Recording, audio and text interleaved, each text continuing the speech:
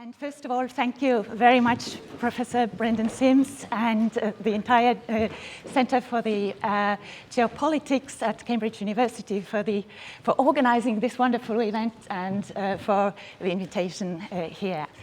And indeed, the panel that is going to start now is entitled The Ideological Battleground in the Baltics.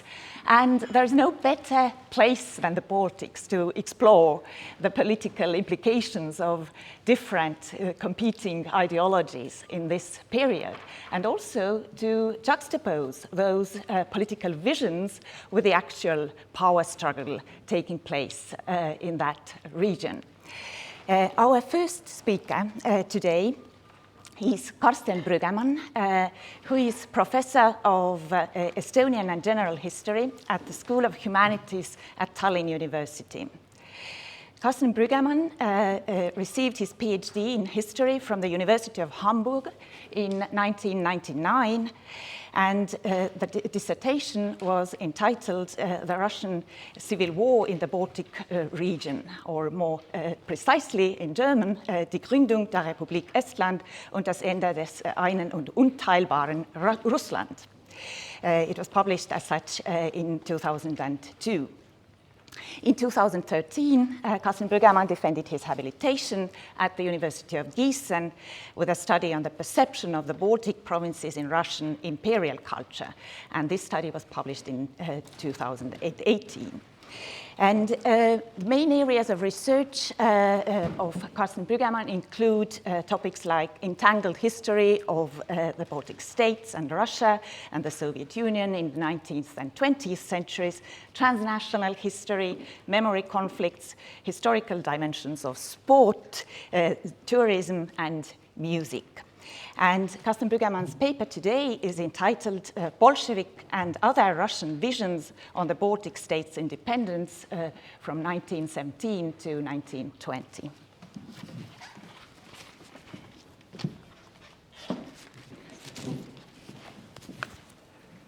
Yeah, thank you very much for this kind introduction, Eva. And I'm very glad to have received this invitation to this symposium, which gives me also, thank you, which gives me also the opportunity to come back to topics that I've dealt with for my dissertation that was just mentioned.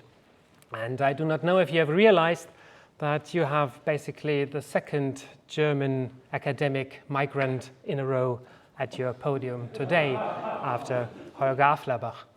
So I'm also, I mean, when I was listening to Holger's presentation, I got so many inspirations to give you a completely different talk today about basically the Baltic perspective on the things that happened in these crucial years. But I've decided to limit myself to the Russian point of view and the different Russian ideas and Russian visions of a potential future for this particular region, the Baltic littoral. And Holger already mentioned this subtitle we have on the symposium today, From Chaos to the New World Order. But on the other hand, this may be an ex post perspective because we perceive the national states nowadays as the kind of order that we have today as well. For contemporaries, this might have been not the best solution imaginable. And so for quite a lot of people coming just from the Russian context, it would be rather the opposite, right? From imperial order to the chaos of small and weak national states. So what I'm going to juxtapose today in a very simplified matter, in order to make my presentation short, I hope so, is the traditional, more conservative, monarchical, imperialist view of the Russian, or of a future for the Baltic region, and on the other hand, the Bolshevik, the socialist ideas of how to deal with nations on the one hand, and the class principle that was at the heart of their revolutionary project.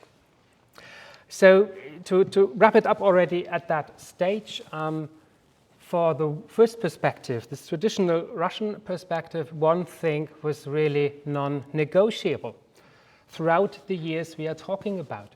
And this is something that was made into a political statement with the constitution that was issued in 1906 in Russia, where the first sentences says that Russia is a state one and indivisible.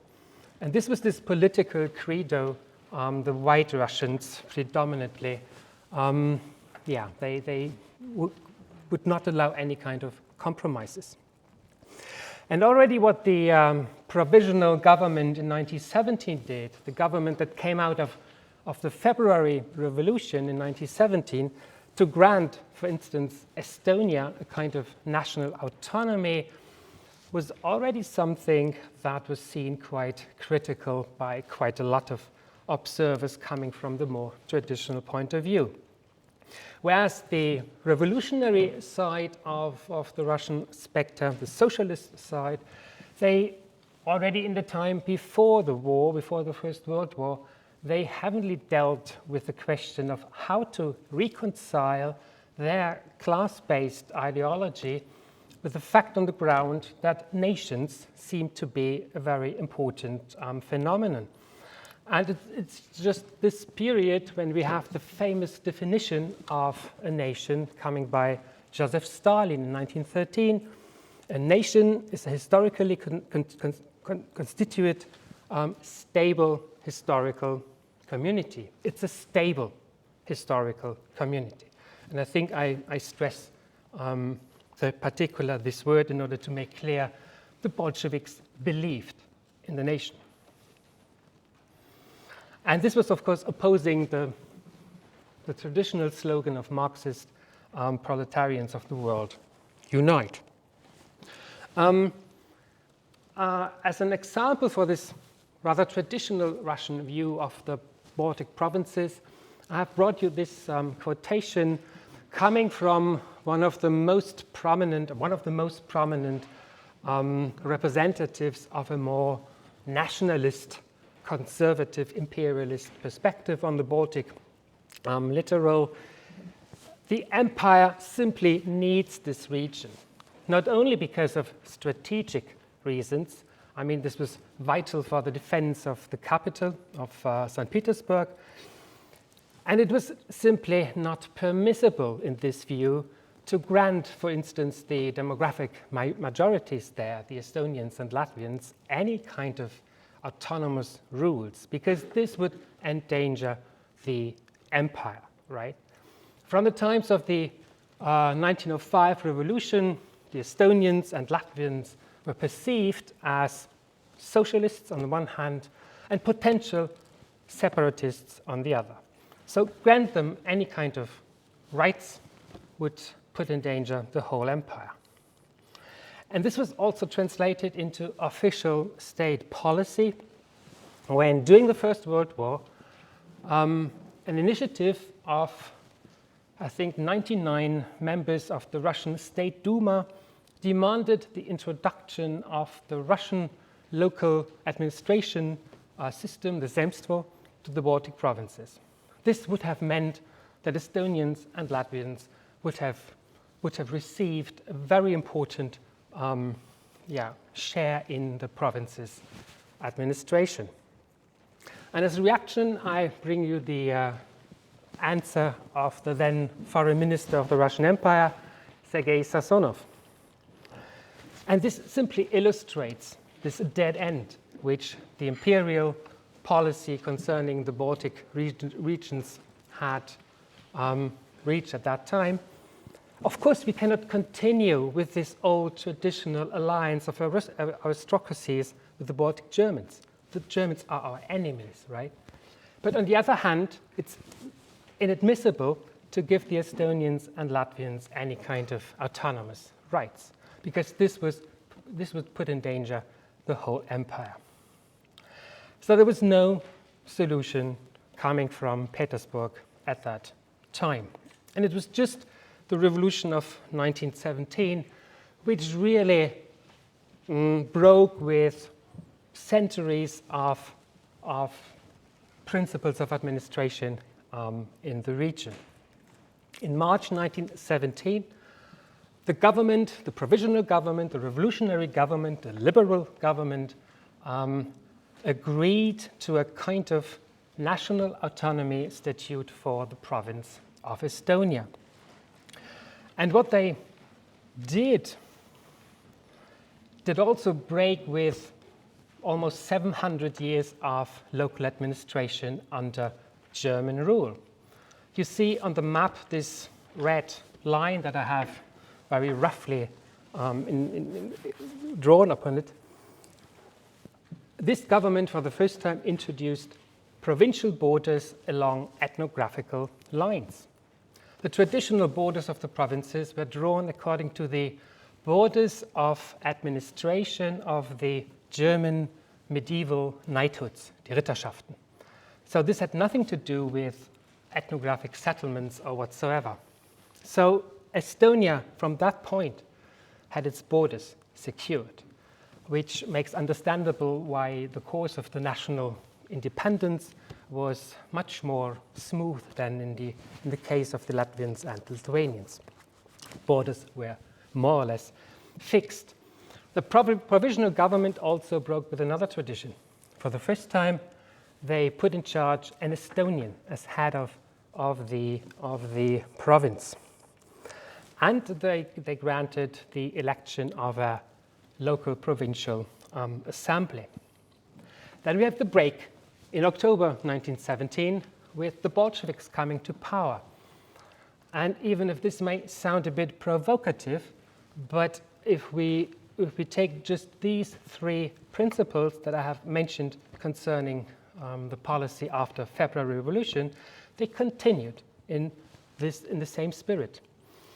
They again put in charge an Estonian as the head of the province, this time a communist, okay, but nevertheless an Estonian. And they also agreed to things like making Estonian the administrative language of the province. And they also organized elections to a national constituent assembly. Of course, I have to admit that during the elections, when the Bolsheviks realized that they will never get the share that they had expected, more than 50%, they stopped the election. So this is the way how the Bolsheviks understood democracy. And a few days later, we have the German occupation. So thinking a bit more theoretically about Bolshevist policy, we have Stalin and his already mentioned pamphlet written in 1913, Marxism and the National Question. And this, first and foremost, is part of the discussion with Austrian social democrats who have established the idea of cultural autonomy as a kind of solution for the national question in the Habsburg Empire. This was the point of departure for Stalin and Lenin, who stood behind him at that time. We cannot accept this principle of cultural community, not the least because the employees and the working masses, they will never find a common language, right? There is no cultural community in a nation. So this is the reason why the Bolsheviks at that time would argue there cannot be any kind of compromise. The principle of international solidarity of the workers is the most important for us. Still, in this treatise, Stalin defined the nation as a stable historical community. So the question is how to reconcile the principle of international solidarity of the proletarians with the idea of a bourgeois nation that includes all the social strata of a given ethnic group. Just to illustrate how important the idea of a stable community was also later, I have this quotation from Lenin coming from 1920, at a time when the peace agreement with Estonia was already settled. He claimed at that point that even if the dictatorship of the proletariat has been established on a global scale. It might, 1920, right? It was utopian to think about in these schemes. But even then, the nation will persist. And the task of the Bolsheviks is to find a solution of how to deal with it. And I'm going to exemplify how the Bolsheviks had dealt with it on the example of the Estonian workers' commune, which was established in November 1918 when the Brest Treaty was declared null and void, and the Red Army marched into the Baltic countries. So quite formally, it was a kind of occupational administration that was created at that point in Narva, at the eastern border of Estonia. And of course, this stillborn administrative unit, it depended heavily on the military successes of the Red Army. And it depended also very heavily of material support coming from Moscow. But the ideological debates behind it are also quite interesting. Officially, the name was, in fact, Estonian Workers' Commune. In the letters that were exchanged, you can also find the term of the Estonian Socialist Soviet Republic. This was the preferred version by Lenin, who wanted to establish this kind of national independence in order to find this kind of compromise with bourgeois understandings of self-determination and independence.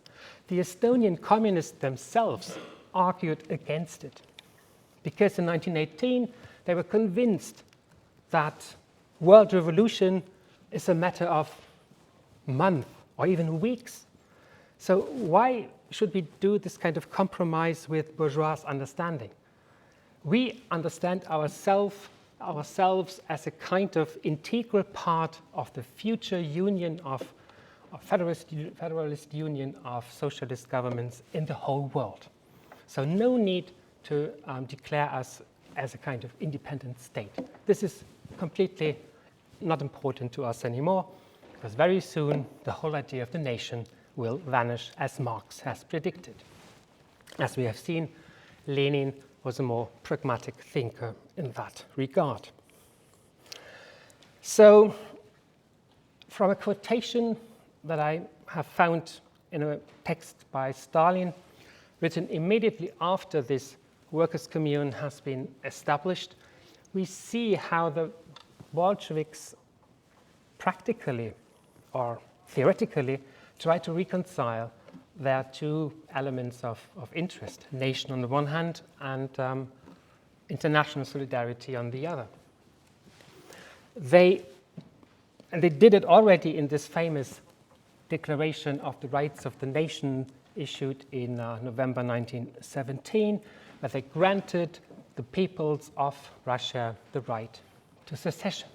But if you read between the lines, you already find this understanding that the term nation was used for the toiling masses of a given ethnic group, and not so much for capitalists, right? Capitalists were somehow per definitionem excluded out of this definition. And you find the same definition here in this quotation by Stalin.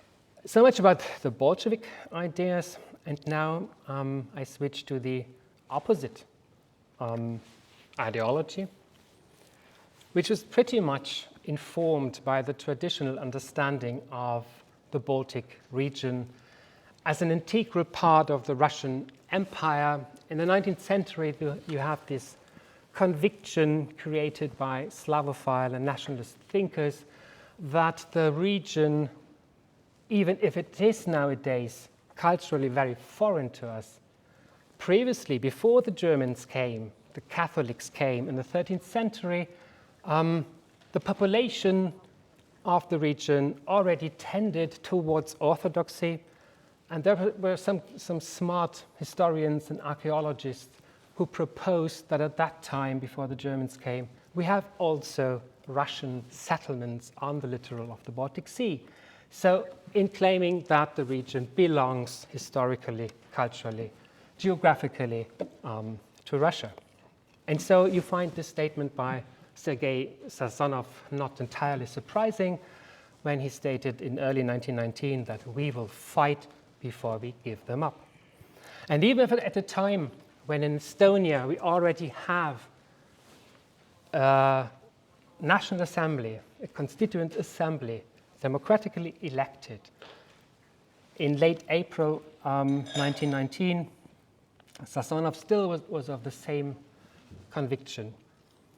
In a situation when the white movement desperately was looking for a chance to organize the basis, the territorial basis for an attack on Petrograd, and for that they needed cooperation with the Estonian government, for sure. Even at that moment, Sazonov would not give up this imperial principle of Russia one and indivisible. And granting a people just autonomy rights at a moment when they had already democratically elected their constituent assembly is, of course, completely neglecting the realities. The Bolsheviks were much more pragmatic in that regard. Conclusions after this very short presentation. So the post-war order in the Baltic states was not really created by these Russian visions, right? I mean, neither Russian imperialism nor Russian internationalism had a final say in these realities. The whites, on the one hand, were really bound by this idea of Russia's imperial greatness and that we cannot permit any kind of compromises in that regard.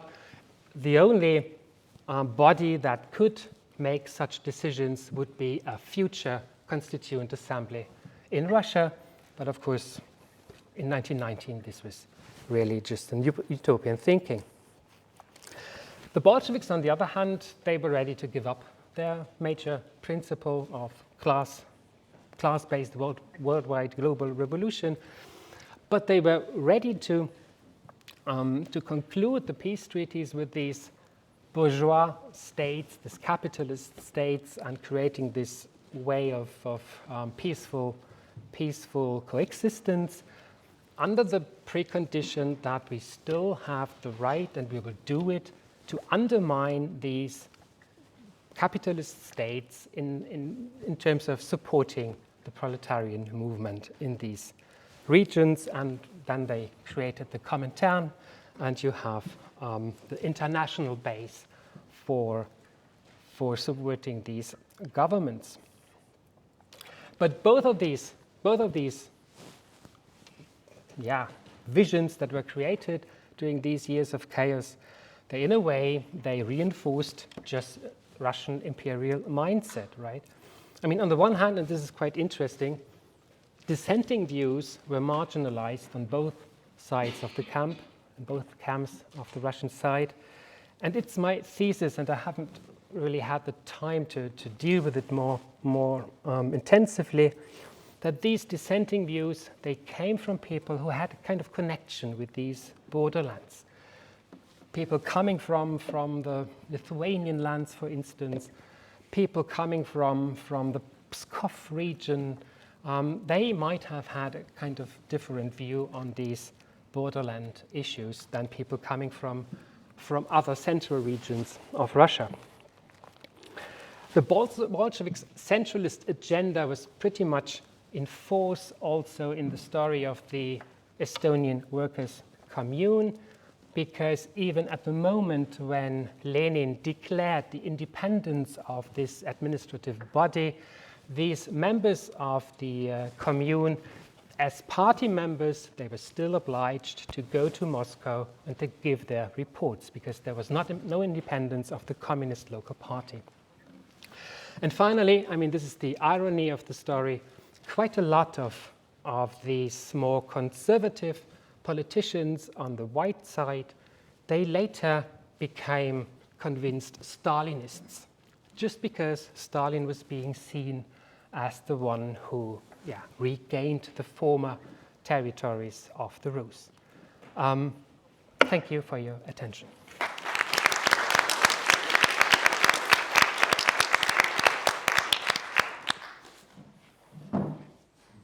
Thank you very much, Karsten, for giving us this overview and actually insight into the imperialist mindset, in a way, of two competing sides, and for indeed provoking us to think of different varieties of imperialism, which are determining, in some sense, the ways in which those actors were seeing the possible solutions for the Baltic area. And we are slightly running out of time, as a matter of fact. So I propose that we collect questions at the end and we hear all the speakers first. So let us proceed with the next paper. And our next speaker is Professor Maciej Gorny, who is a professor and deputy director at the Historical Institute of the Polish Academy of Sciences and research fellow at the German Historical Institute in Warsaw. Maciej's research interests include East Central European history in the 19th and 20th century, history of historiography, discourses on race, and the First World War. And his latest publications include Science in Battles, Eastern European Intellectuals and the Great War, published in Polish 2014 and in English 2019, and Forgotten Wars, Central and Eastern Europe from 1912 to 1916, co-authored with Włodzimierz Borodziej. And published in several languages, as a matter of fact, and most recently in English in 2021. And between 2014 and 2019, Maciej Gorny was editor-in-chief of Acta Polonia Historica. And today, he's going to give a talk on challenges to nationalist consolidation in the Baltic. The floor is yours.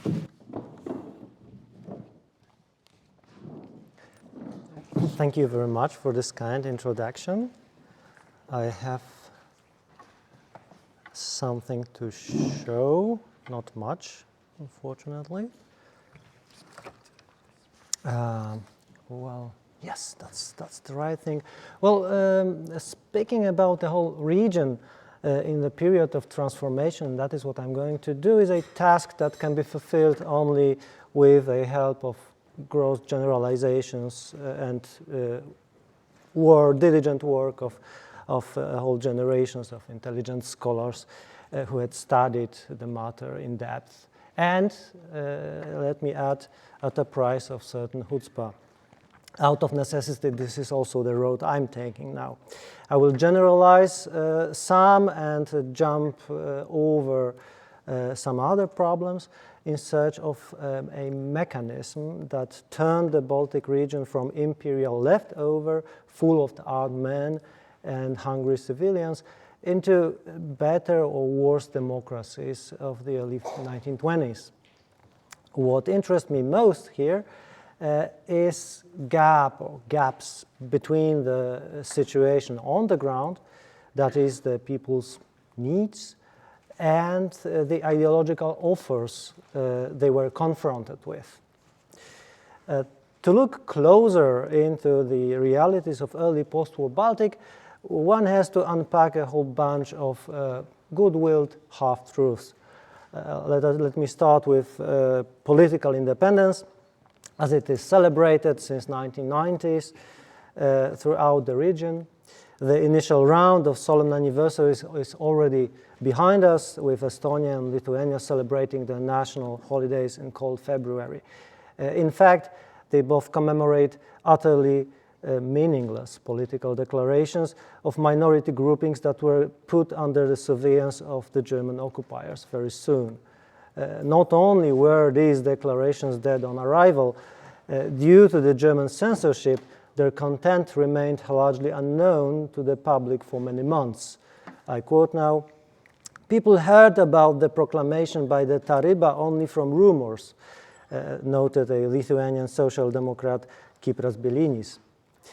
The first Prime Minister of Latvia, Karlis Ulmanis, recalled that later in autumn 1918, I quote again, The government at the time had neither funds nor real power, for that still rested in the hands of foreign occupation authorities. End quote. In Poland, and that is what you can see here, the solemn date of 11th of November commemorates virtually nothing special. The government hired Józef Piłsudski, well, here on this picture, as a new commander of an inexistent army. One of the photographs taken upon his arrival to Warsaw on the 10th of November, directly from the internment in Magdeburg, captures the elephant, or rather many elephants in the room. You can see here all those Germans around, who are at the moment still the only more or less organized military force in the whole region. Rather unimpressive starts into independence around the Baltic had something to do with the disunity of political elites. In 1914, every political representation of a non-Russian minority declared its loyalty to the Romanovs, and most stayed loyal even when the invading Germans opened a window of opportunity for anti-Russian political actors. In August 1917, when in Vilnius the assembly under the leadership of Jonas Basanavičius elected the Taryba, in Russian the Lithuanian refugees were bitterly fought for by competing right-wing and left-wing organizations, both still loyal to the Russian state. Sharp divisions ran through the political representations of other Baltic nations too.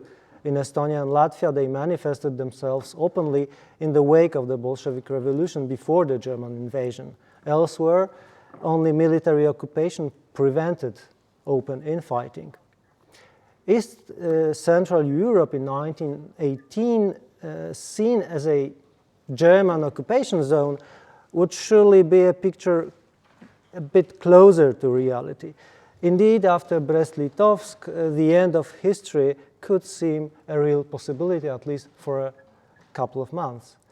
The German future was, as we've heard today, monarchical, with German aristocrats ascending to the thrones of Finland and Lithuania, but it threatened to turn colonial on a whim.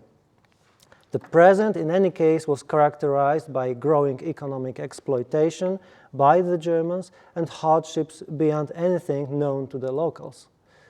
Even after the armistice, the Germans, with tacit accord of the Entente, remained in the area as a stabilizing factor in face of the Bolshevik menace. The weak national governments, hardly capable of mustering reliable military force, often also relied on German support. While regular units withdrew and demobilized, volunteer Freikorps played a huge role in the anti-Bolshevik effort of Estonia, Latvia, and Lithuania, and we've heard about the end of this cooperation already. Another factor undermining both nationalists and the Germans was revolution. Military and civilian archives are really full of reports on what was perceived as local centers of Bolshevism, armed bands, expropriators, and red propaganda. The ideological profile of those so-called Bolsheviks was blurred, and their affinity to Soviet Russia rather occasional. What mattered more on a longer run, though, to the east from Germany, along the Baltic coast, main industrial centers were in shutters. The withdrawing Russians evacuated machinery and supplies and destroyed much of what they had not been able to transport. The Germans, on the other hand, had no interest in reviving local production. They concentrated on collection raw materials and labor power for the use of their own industry. In effect, workers' strike ceased to play its original function, giving floor to demonstrations of unemployed and protest of state employees. The advancing Russian Bolsheviks sometimes simply had to cooperate on the ground with local middle-class nationalists, not with the social democrats, not with the working class. Those three factors that determined early post-war history of the Baltics looked much more solid from afar than under closer inspection. The common denominator of local nationalisms, revolution, and German intervention was legitimacy deficit, or to be more precise, a deficit of positive legitimacy. The failure to deliver on this front was compensated by negative arguments and fear-mongering. It is as a perpetuum mobile. The nationalists searched for legitimacy as defenders against Bolshevism and protectors against the Germans and other exploiters, such as the Polish lords or Jewish speculators. The Germans were on a crusade against Bolsheviks, and everyone suspected of pro-Bolshevik sympathies, including local nationalists, of course. And finally, the Reds promised to get rid of both local and German parasites and to free the people. None of the three groups excelled in winning hearts and minds for their positive programs. Each promised to defend the people from the others. Their weaknesses came to the fore repeatedly. Conscription to national armies in this early period regularly pushed young men behind the state borders or to the woods. But the Bolsheviks did not better. During independence wars, whole units switched sides. Many villages refused to submit to the authority of central government. This chaos proved extremely hard to comprehend for foreigners. Stephen Tallents, the British envoy to Riga, commented that in face of the circumstances in Eastern Europe, he would not be surprised at all if he had been given his salary in Japanese yen. Actually, as he claimed, this was exactly what happened to his French colleague. Jens Christian Johansen, the Danish consul in Reval, noted his conversation with the Vice Ministry of War, Tomis Jyrine, in late 1918. Jyrine claimed that there are not more than 400 reliable Estonian soldiers who could fight the approaching Bolsheviks. All the others were nowhere to be found. In a way, at the beginning of the independence, almost nothing was for real, while potential for mobilization remained limited at best. What was the reality then? There are two such elements I would like to point to. First is extreme poverty of large portions of the local population, either caused by the fuel and communication crisis in Russia and later on by the revolutionary chaos, or as an effect of the German exploitation policy in the zone of occupation. In addition to that, large parts of the region were consumed by epidemics. The dire situation took time and resources to stabilize, and even longer to secure acceptable level of life throughout the country. To illustrate this, in 1921, during the first all-Polish census, there were still areas where no census taker dared to venture for fear of typhoid fever. What that means is that the system of state needed time to spread from the center to the margins, stretching the patience of citizens in the process. Another element common to the whole region was the need for peace. In early 1918, peace and bread had been the slogan of workers of all nationalities in Russia, Germany, and Austria. Later on, as the Great War muted into a number of small-scale and a couple of middle-sized conflicts, peace started to mean something more and something less at the same time. All these wars, especially when fought with the participation of German and Russian mercenaries, were characterized by the vanishing line between military and civilians. Violence got privatized. It infected many other spheres of public life. Sometimes people in uniform posed more danger to their own compatriots than to the enemy. Most of the anti-Jewish pogroms and smaller acts of anti-Semitic violence in Poland were perpetrated by Polish army units, and individual soldiers traveling through the hinterland. Those who disposed civilian power often used violence, rightly believing in their impunity. Addressing these needs was difficult but really rewarding. Enormous prestige of the US President Wilson and of his state throughout the region stemmed from the American ability and will to organize relief action. Hoover himself stated in Paris in February 19, and I will quote him, "The passage by Congress of the 100 million relief bill will lift the load of fear from the hearts of millions of people in Europe. It is little realized in the US how fully and completely the Daily Wireless carries the progress of such acts as this to the remotest of those peoples now liberated from the German yoke. Immediately after the bill was passed, it appeared in the headlines of newspapers in Bucharest, Sofia, and Helsingfors, and was known in Warsaw, Łódź, Prague, and Fiume, where millions of people have been looking anxiously towards the US for leadership in solution of their most imminent danger." This was by no means an exaggeration. Thomas Balkelis describes a situation that took place on 15th of March 1919 in Kaunas, and now I quote from Thomas again. "The city exploded with enthusiasm after the arrival of the first foreign delegation, the American Red Cross mission led by Major Ross. At the train station, the Americans were solemnly greeted by government ministers, Major Ross, a military guard of honor, and a huge crowd.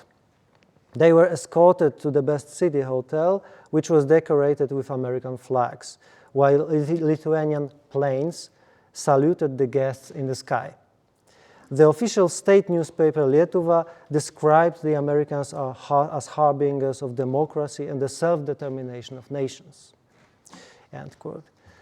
Surely the young Lithuanian state was in desperate need of any act of official recognition. But as shown by the 1919 US medical missions to Poland, it hardly trumped better established neighbors in pro-American enthusiasm.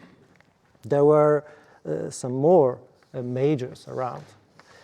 The problem was that none of the new states stand anywhere near the Americans in terms of financial power or organizational skills.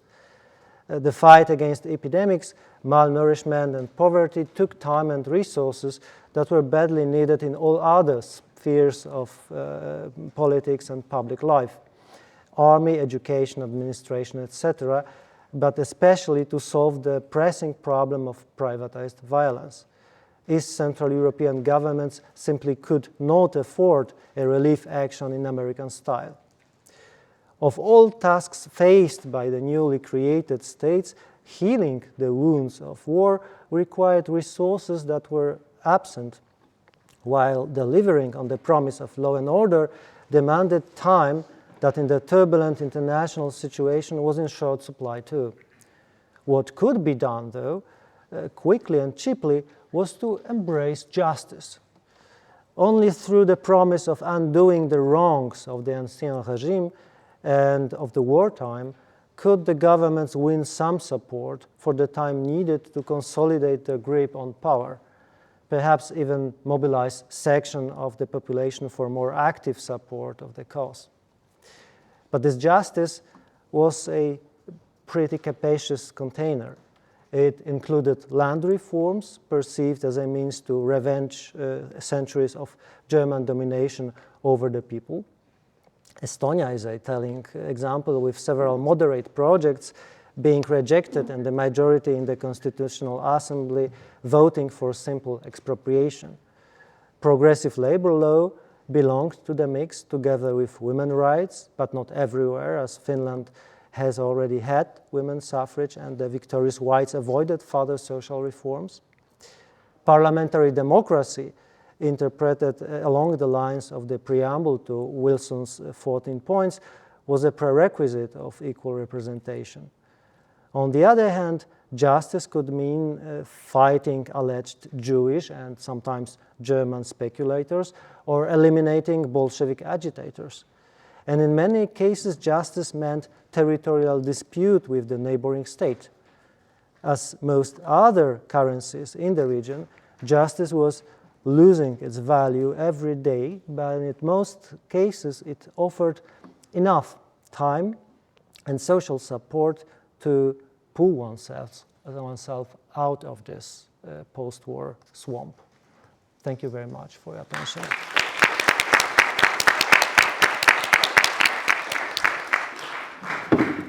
Thank you very much. Now we came from an ideological battleground very much to the battleground on the real ground, so to say, to the actual grievances and the ways of addressing them. And of course, the challenge for us is to bring together the two, the ideology and the actual power struggle. But we will do it at the end of the panel, and let us first hear the final talk today.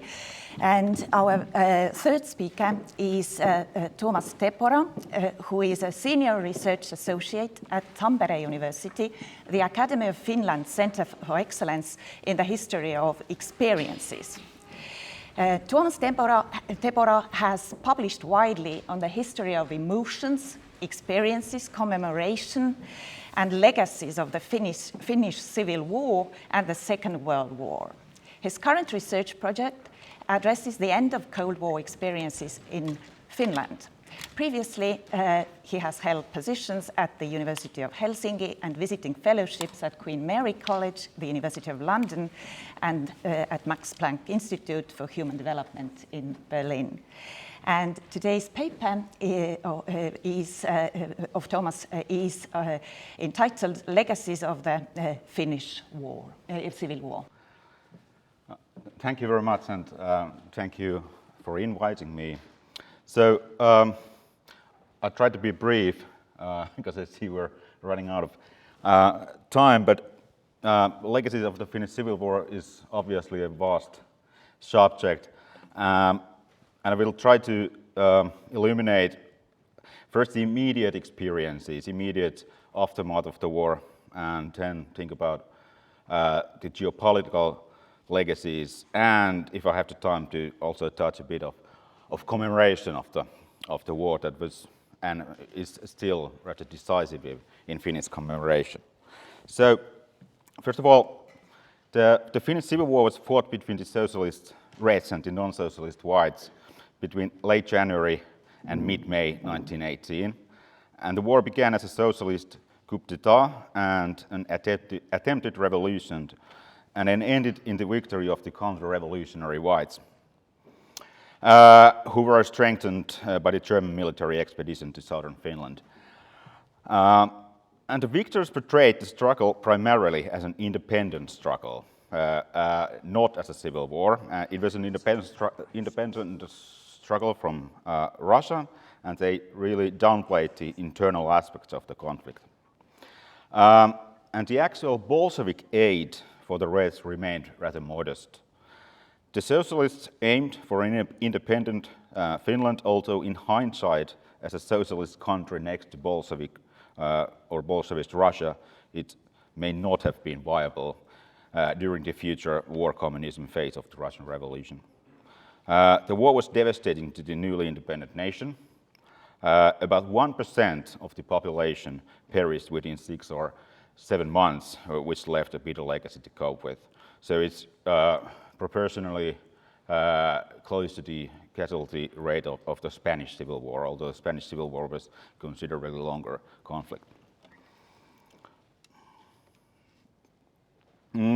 So after the October Revolution in early November 1917, the Finnish workers' movement declared a general strike, and clashes between the workers' Red Guards and the middle-class Civil Guards ensued. These guards had been established to fill the power vacuum left by the disbandment of the hated Russian gendarmerie in March 1917. In wake of the October Revolution, the bourgeois Finnish government started to seek a way to separate Finland from Russia, but socialists sympathetic to the Bolshevik now discouraged such a separation, although a few months earlier, they had favored the separation. Socialists, as I said, were pro-independence, but wanted to maintain good relations with the Bolsheviks. The bourgeois majority government, however, declared independence in early December, and on the last day of the year, the Bolshevik government formally granted Finland its independence. So Lenin's policy encouraged independent socialist revolution in Finland and freed the Bolshevik hands from the Finnish case at that pivotal moment. Before a description of legacies of the war in detail, I'd like to take a somewhat broader perspective to the conflict and place it in its inter- and transnational context. So, first of all, two factors were crucial in causing the conflict. The power vacuum in the country and class divisions. The power vacuum came about when the collapse of the Tsarist regime and later the Bolshevik Revolution disbanded the police forces and destroyed societal restraints. This vacuum opened up unexpected possibilities for intertwined ideologies of national independence and class struggle. And secondly, the class divisions were heightened in the rapidly modernizing society. Finland in 1918 also became an explicit theater of the First World War. After the Treaty of Brest-Litovsk between Russia and Germany had been signed in early March 1918, the Russian troops still stationed in Finland began to withdraw. A little more than 1 month later, the German military expedition of 13,000 soldiers landed in southern coast to help secure the White victory. From the German perspective, Finland formed the northernmost point in its strive for dominance in the Baltic. The White Finnish government, in turn, sought a strong ally against the Bolshevik Russia, but in effect rendered Finland in a position of a vassal state in Imperial Germany, and in post-war disillusionment even proposed a German monarch to become a sovereign of the country. This would have reversed the initial declaration of independent republic and established a constitutional monarchy. However, and now also fortunately from a Republican perspective, the German Revolution and the defeat in the war changed the course, and Finland was eventually declared a republic in July 1919. In retrospect, this facilitated a political system that made possible the gradual and also rather successful societal healing process. Further, the revolutionary and World War aspects of the Finnish Civil War connect the conflict with the collapse of imperial and autocratic empires in Europe and the construction of nation states. In this respect, the Finnish case compares with Eastern European civil wars and independence struggles, for instance in Hungary, and if we omit large-scale civil wars in Poland and the Baltic states. The Irish War of Independence and the Civil War obviously stand out as comparative conflicts in this respect as well. Thus, the Finnish Civil War can be analyzed both as a proxy war between empires and an intrastate war, a conflict that had domestic causes. The adversaries were overwhelmingly Finnish and strictly divided by social class and wealth. The insurgent threats consisted of factory workers from southern Finland and landless farm laborers. And as you can see, the red Finland consisted a very small proportion geographically of Finland. And the backbone of the whites, in turn, were land-owning farmers and the relatively thin middle classes. The tenant farmers formed a middle group. They were active on both sides. Because the socialists seized the power in southern Finland, the majority of the whites in arms were based in mostly rural central and northern Finland and the western coast. Along with the power vacuum created by the collapse of the Tsarist regime, the class divisions was a very crucial factor leading to the war, as I already said. But alone, it is not a viable explanation, though. And it's interesting also that less than 1 year before the war broke out, few, if anyone, in Finland expected a violent civil war. So there is little room for an explanation that seeks answers from a deep history of social antagonism which had been waiting for a favorable political situation to burst out. So the situation, the circumstances were favorable, so to say, for a very bloody conflict. Both sides were able to mobilize about 100,000 amateur soldiers, respectively. We must remember that Finns were exempted from military conscription in the Russian army, which meant that Finland had been really peaceful society during the First World War and actually prospered economically because of the Russian war economy and trade. There were about 1,200 German-trained Jägers on the white side who really had military experience and had a big impact on white effort. The Reds held the military lead until mid-March, but by the end of the month, the White Army had gained momentum and rapidly outmaneuvered the Reds. And the decisive victory was achieved in the Battle of Tampere, one of the biggest battles in the Nordic countries to date, which ended in early April with casualties of at least 2,000 men and women. The Germans conquered Helsinki in mid-April, and the last battles between the armies were fought in southeastern Finland in late April and early May. White victory was formally declared on May the 16th. Now, the immediate legacies.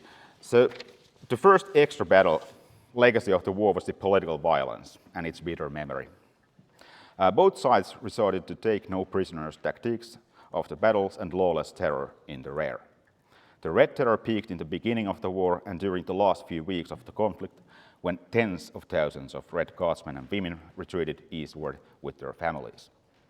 The more substantial White Terror had two phases. Summary executions occurred after battle since early March, but the grimmest phase of terror began only when the war ended. This is why in Red remembrance the brutal terror has been seen as outright revenge. As it was, local pre-Civil War disputes were sometimes settled in lawless field court-martials and murders, but cold-blooded tactical reasons increased the acts of political violence. Executions without proper trial were an effective way of purging the local communities out of the potential revolutionaries. Subsequently, the White and Red Terror alike teared local communities apart and added most to the bitter legacy of the war for decades to come. But the casualties, all in all, the short conflict caused the death of more than 38,000 people, and that number includes about 2,000 Russians and other foreign nationals. And in fact, being a Russian in the hands of the Whites seriously hindered one's chances for survival. So many Russian civilians were summarily executed. Approximately 28,000 casualties were Finnish Reds. 10,000 of them were the victims of political violence and makeshift court-martials. The relatively high level of terror is very striking, especially compared to the Baltic states.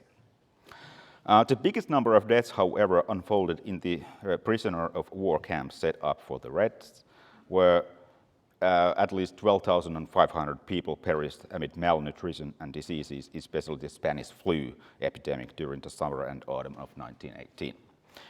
At the peak, more than 80,000 people were interned in the camps. And furthermore, about 10,000 people fled to Soviet Russia. Now, next about the immediate geopolitical legacies. Until the Russian-Finnish peace treaty of Tartu in the autumn of 1920, the geopolitical situation remained very complex. The British and some Finnish Reds formed an alliance in Murmansk region in Russia in 1918 to fight off the Finnish irredentist Free Corps in White Karelia. And the British saw these Finnish irredentists as German proxies. Between 1918 and 1919, the Finnish irredentist campaigns fought by the volunteer volunteer free corps were directed to different parts of Russian Karelia to form a greater Finland. The government was not able to control these activists, whose goal was twofold: to fight off the Bolsheviks and thus allied themselves with the White Russian troops, but at the same time to form an ethnically unified yet imagined nation state.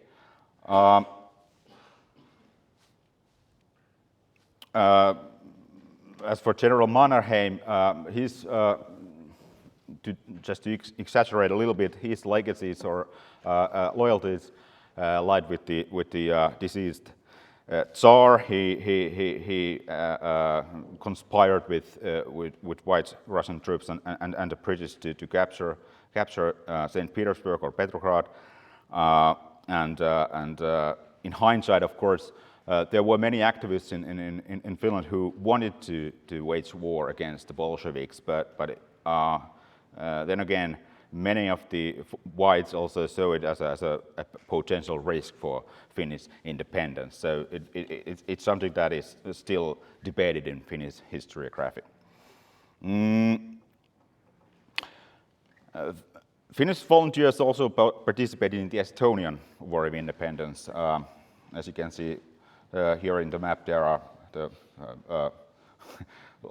the arrows are actually pointed to every possible direction you can access from Finland. And at the same time, for the activists, the Estonian cause offered an opportunity to tie Estonia and Finland politically together. By the late 1919, the Allied retreated from northern Russia, and soon the White Russian forces were beaten by the Bolsheviks. The Treaty of Tartu was titled as a shameful peace in Finland. It ended the border disputes, but angered the most hawkish activists. Eventually, the ethnic hatred of Russians, not only Bolsheviks, became a central credo of the nationally minded elites during the interwar period. When some of the white Karelians rebelled against the installation of the Bolshevik rule in the summer of 1921, 500 Finns joined their ranks. The so-called East Karelian Rebellion was connected to the last wave of resistance to the Soviet rule, which had included the more famous Kronstadt uprising in the spring. Somewhat less discussed, however, in recent historiography is that at the same time as the Finnish activists, and many of them were Swedish speakers, directed their interest towards the east, also Swedish activists became interested in the eastern direction. Many of the Swedish officer volunteers in the Finnish Civil War were enthralled about the possibility to defend the brother nation, meaning primarily the Swedish speakers in Finland. And the activists wanted to extend the Swedish power back to Finland. In the big picture, Sweden probed the possibilities and boundaries of its influence in changing geopolitics. Obviously, the question of monolingually Swedish Åland Islands aroused most national fervor in Sweden, Finland, and in the archipelago, islanders wanted to rejoin Sweden. But it also became one of the accomplishments of the League of Nations arbitration. Åland Islands remained part of Finland, but was granted autonomy. Its neutral position and strategically important location have posed challenges during the last century, and it remains a topical question.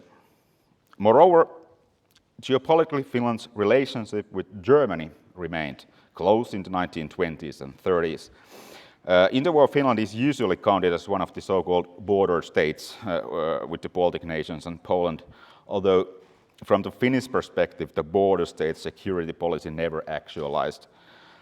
There was defensive cooperation between Finnish, Swedish, and Estonian militaries during the 1920s, but they remained rather low-key. And Finland's security policy relied to the League of Nations, and from the mid-1930s to publicly professed neutrality and Nordic cooperation. Okay, to conclude, back to the immediate post-Civil War years and the experiences in Finnish society, it is striking how rapidly the defeated socialists were able to resume their political role. Already in the late 1918, Social Democrats were able to stand in the first municipal election based on universal suffrage. In March 1919, they regained their status as the biggest party in the parliamentary election. International pressure on Finland contributed to letting the socialists participate in election, as the government needed the recognition of independence from all the great powers. Of course, the right to vote and participate in elections concerned only those whose civic rights had not been evicted. Namely, a large segment of the population lost their civic rights after their release from POW camps. Most of the released prisoners, however, regained their rights in the early 1920s.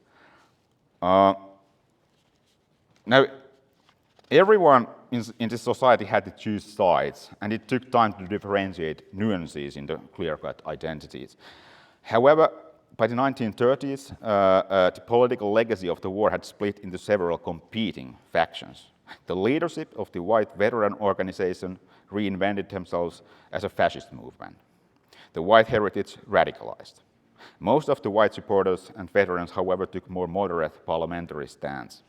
The red legacy was equally split already in the early 1920s, when the Social Democratic Party was divided into communists and social democrats. Communism was fed into POW camps. It adopted revolutionary tactics, and the new party was banned for the most part of the interwar period until the end of the Second World War, but retained a steady subterranean support. The new Social Democratic Party, in turn, denounced the attempted revolution and committed to parliamentarism. Nevertheless, it continued the legacy of the Reds by vigorously commemorating the victims of the White Terror. These divisions started to dissipate in the late 1930s, but were not overcome until the Second World War and later developments in welfare state policies. A crucial factor that pushed Finnish civil society towards reconciliation in the late 1930s was the self-defense practiced by the parliamentary system against the right-wing radicalism and less potent communism. Communists received their share of power after the Second World War. However, despite many changes in the society, the true scale of the white political violence was not acknowledged until the 1960s in the historiography or in the dominant media. And even since the end of the Cold War, the commemoration of the Civil War has developed into a rather rich history culture, but for the state, it's still problematic. And today, the majority of the cultural products emphasize the shared misery of the conflict and explicitly avoid taking sides, although the direct victimhood perspective often dominates for rather obvious reasons, which reflect the number of red casualties. Finally, there isn't a consensus about the name of the war in Finland today. According to a poll a decade ago, it's divided. 1/3 call it the War of Liberation, 1/3 the Civil War, and 1/3 an internal war. Now, this last term, internal war, which is sisällissota in Finnish, is considered as the most neutral name, and it has become common in the dominant media since the 1990s. And the Civil War, which is it's considered as a social democratic term, whereas the War of Liberation is the white term. Now, I think I should end. We have only 5 minutes for the Q&A, but thank you.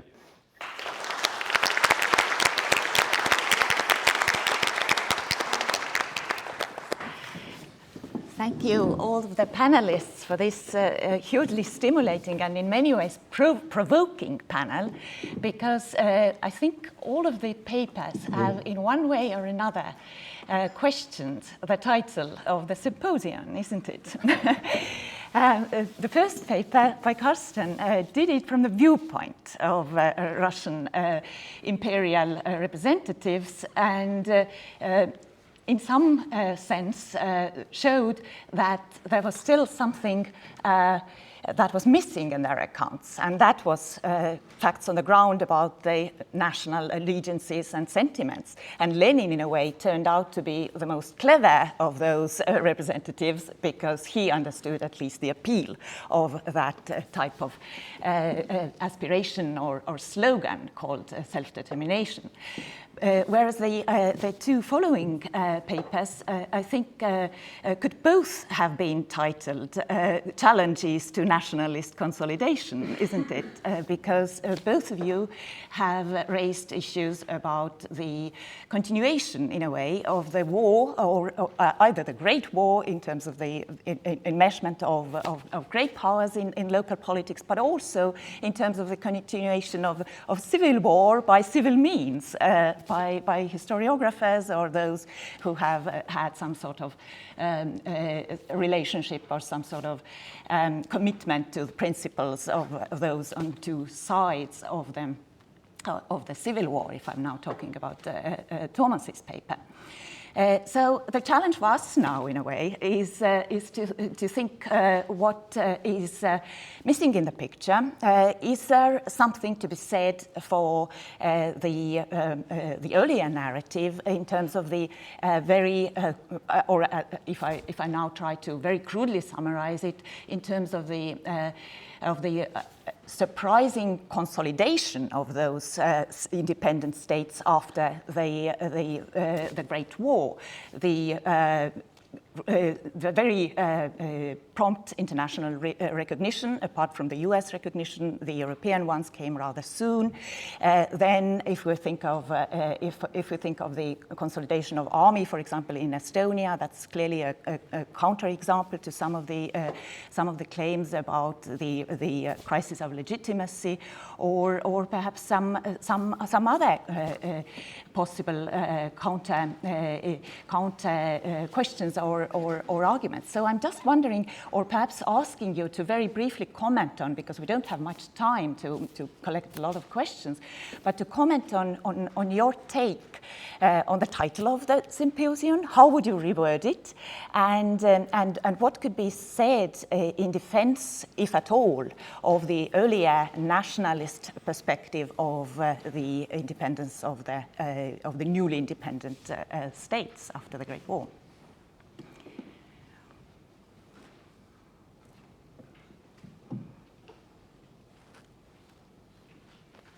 Who would like to start? Karsten, perhaps you were the first to speak. Okay. So, I mean, from the perspective that you have already mentioned, I mean, yes, I have proposed to change the title. If I were asked about the perspective of the Estonians, I mean, Maciej has already talked about it, how difficult it was also for the Estonians to really create this, let's call it bubble or something like that, of understanding for the attractiveness of a national state solution. You have quoted this Jurina, this secretary in the government from late 1918, that it was really difficult to mobilize the Estonians to fight against Russia. There were different reasons for that, right? I mean, some of the Estonians, they just have fought during the First World War side by side with the Russian soldiers. So how should they fight them right now? Then there was this huge sympathy for revolution in the Estonian community as such. If you look at the results of the first elections in Estonia, it's pretty much the same like in the other countries of the region. It was hugely pro-social democratic visions of a national form of socialism, right? And even in the Latvian case, where we have these astonishing numbers of the result, Professor Afflerbach has spoken about it, which was like 72% support for the Bolsheviks in late 1917. We know that this had to do also with organizational issues, because at that time there was only on the people could only vote for one social democratic party, and this was the Bolshevik party, right? There was no other chance to express this sympathy for revolution. In the Estonian case, we had already the split of the social democratic organizations into national social democratic parties and the imperial Bolshevik Russian Social Democratic Party. And in a way, we have the same result, because also more than 70% voted for radical socialist parties. But the Bolsheviks, they were out of the game already. So this is the difference. Basically, it's really parallel. But thanks to these organizational issues, the result was dramatically different. So in a way, yes, I mean, the path to national consolidation was also in the Estonian case a very difficult one. Mm-hmm. Just very briefly, if you can comment, the other speakers as well. Well, to me, a nice illustration of the problems, of the main problem of the symposium, as I see it, you actually said it already. It's the fact that this consolidation is a surprising one. That is something that we somehow perhaps should really notice or keep in mind, as it was observed then by main actors. I recall one document on a meeting between Polish diplomatic representatives and the British, who were asked by the Poles to fund armaments for the Polish army fighting Bolsheviks at the very moment. And the argument the Poles used was quite naturally the Bolshevik menace.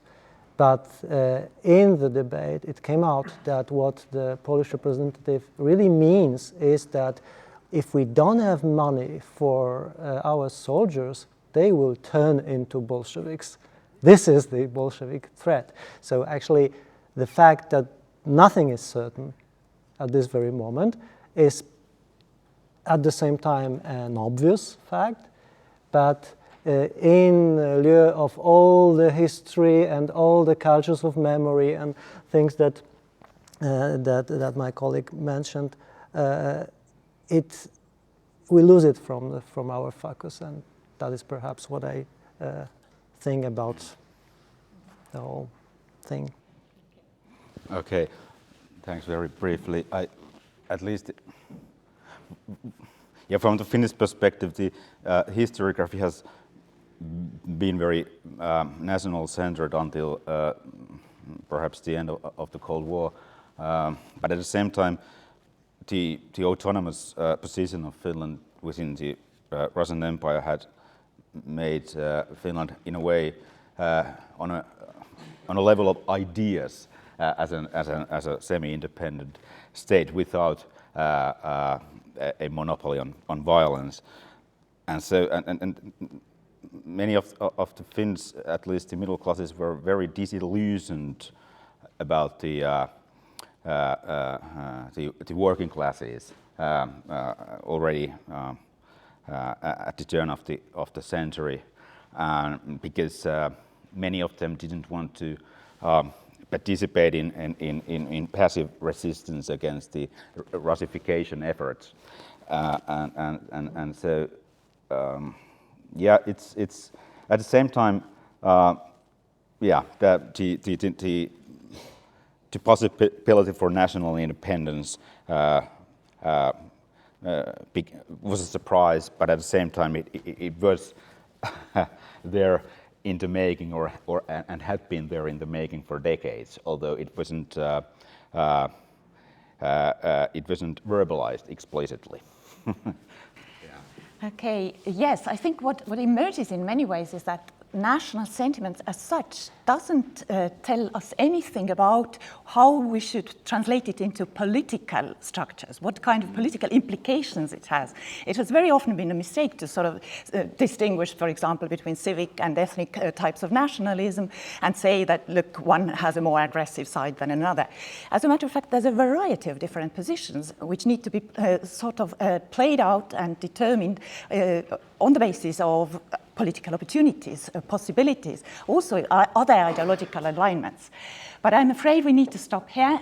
Now that we got started, we would love to continue, but surely we need to stick to the schedule, and there's a time for a short break until just 3/4 past 11. Thank you very much.